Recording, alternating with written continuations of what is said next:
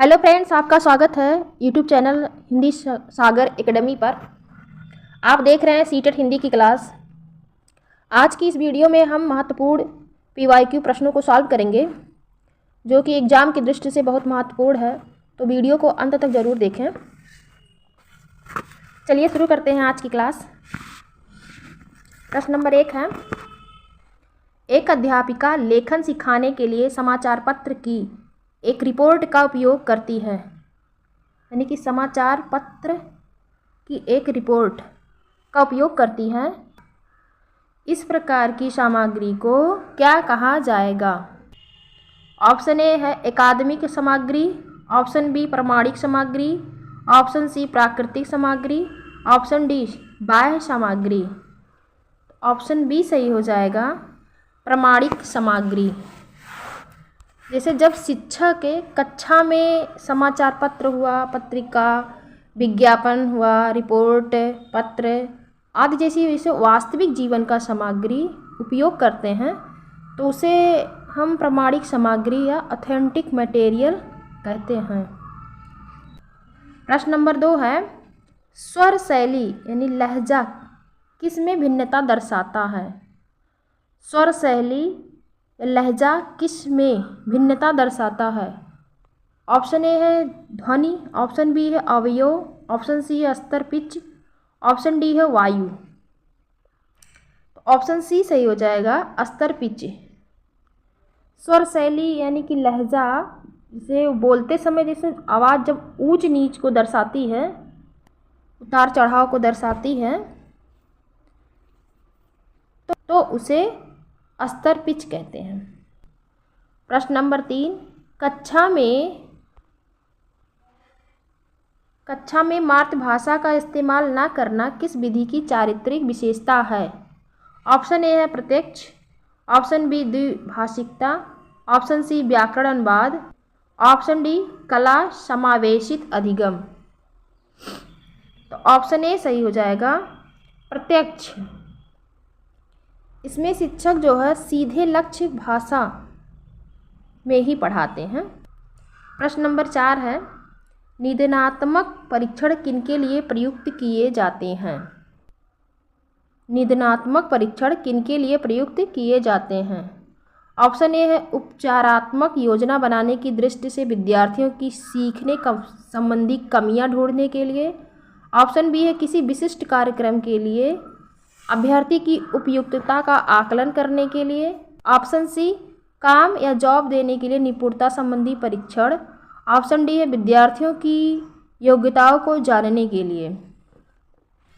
इसमें option A सही हो जाएगा, उपचारात्मक योजना बनाने की दृष्टि से विद्यार्थियों की सीखने या संबंधी कमियां ढूंढने के लिए।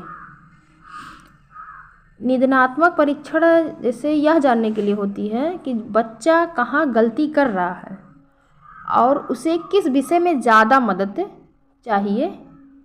इस प्रकार से हम निदानात्मक परीक्षण करते हैं।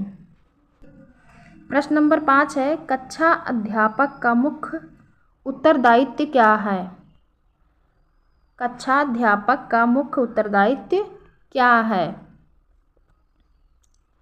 ऑप्शन ए है शिक्षार्थी की संप्रेषणात्मक आवश्यकताओं की पहचान करना, ऑप्शन बी है शिक्षण के लिए संदर्भ का चयन करना, ऑप्शन सी है विभिन्न कक्षाओं के विद्यार्थियों का समूहीकरण, ऑप्शन डी है शिक्षार्थियों को निर्देश देना। तो ऑप्शन ए सही हो जाएगा, शिक्षार्थी की संप्रेषणात्मक आवश्यकताओं की पहचान करना। प्रश्न नंबर 6वां देखिए, भाषा का पाठ्यक्रम किससे संबंधित है? भाषा का पाठ्यक्रम किससे संबंधित है? ऑप्शन ए शैक्षिक कार्यक्रमों के क्रियान्वयन से, ऑप्शन बी शिक्षार्थियों के निष्पादन का मूल्यांकन, ऑप्शन सी संदर्भ का चयन और स्तरानुसार बांटना, ऑप्शन डी है शैक्षिक कार्यक्रमों का प्रबंधन। ऑप्शन सी सही हो जाएगा, संदर्भ का चयन और स्तरानुसार बांटना। प्रश्न नंबर 7 है, भाषा अधिगम के लिए अनिवार्य है? भाषा अधिगम के लिए अनिवार्य है। ऑप्शन ए है भाषा के तत्वों में निपुणता, ऑप्शन बी भाषा के नियमों का अधिगम, ऑप्शन सी है व्यवहारिक कौशलों में निपुणता। ऑप्शन डी है भाषा की कोश रचना में निपुणता। तो ऑप्शन सी सही हो जाएगा, व्यवहारिक कौशलों में निपुणता। प्रश्न नंबर 8 है, भाषा अधिगम का प्रक्रियात्मक पाठ्यक्रम किस पर आधारित है? भाषा अधिगम का प्रक्रियात्मक पाठ्यक्रम किस पर आधारित है? ऑप्शन ए है व्याकरण, ऑप्शन बी है शब्द भंडार, option C topic, option D है कार्य। तो इसमें ऑप्शन डी सही हो जाएगा, कार्य।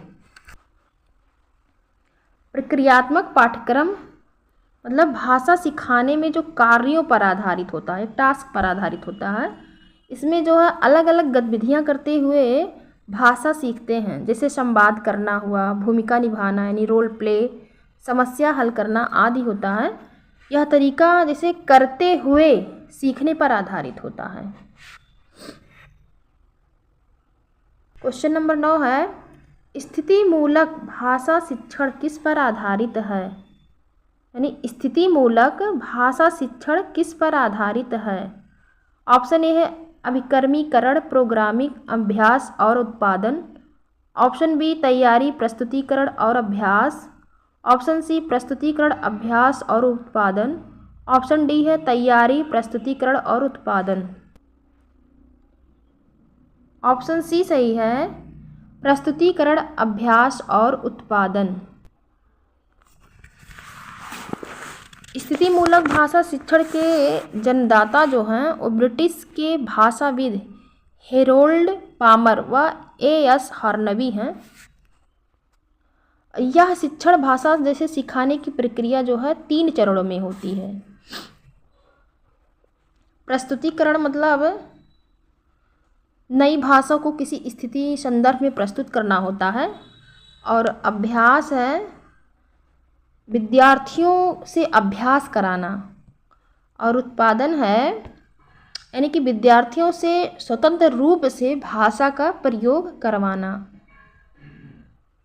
आई होप आप लोग समझ गए होंगे। प्रश्न नंबर 10 है, भाषा शिक्षण में कौन सा परामर्श अधिगम सिद्धांत पर आधारित है? ऑप्शन ए है कार्य आधारित भाषा अधिगम। ऑप्शन बी है पाठ्य सामग्री आधारित भाषा शिक्षण। ऑप्शन सी है समुदाय आधारित भाषा अधिगम। ऑप्शन डी है सुझाव कोश।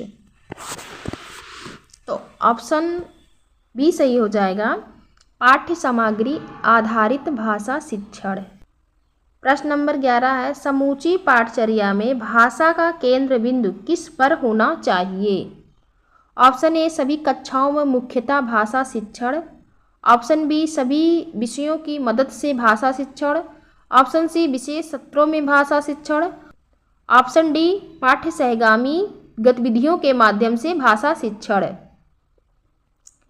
तो ऑप्शन बी सही हो जाएगा, सभी विषयों की मदद से भाषा शिक्षण।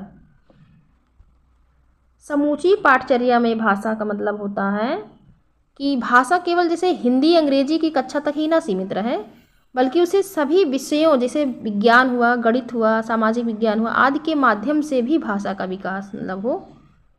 ये होता है समूची पाठचर्या में भाषा का केंद्र बिंदु। प्रश्न नंबर 12 है, एक अध्यापिका अपनी कक्षा में यह ड्रिल करवा रही हैं कि शिवा ने एक पत्र लिखा। उसने यह पत्र कल लिखा था। शिवा ने पूरा उपन्यास पढ़ लिया है। उसने यह कल पूरा पढ़ लिया था। यहाँ अध्यापिका क्या करवा रही हैं? ऑप्शन ए है संरचनात्मक अभ्यास। ऑप्शन बी है कार्यात्मक अभ्यास। ऑप्शन सी है कार्यात्मक संप्रेषणात्मक अभ्यास। ऑप्शन डी है सामाजिक अंतःक्रिया अभ्यास। ऑप्शन ए सही हो जाएगा, संरचनात्मक अभ्यास।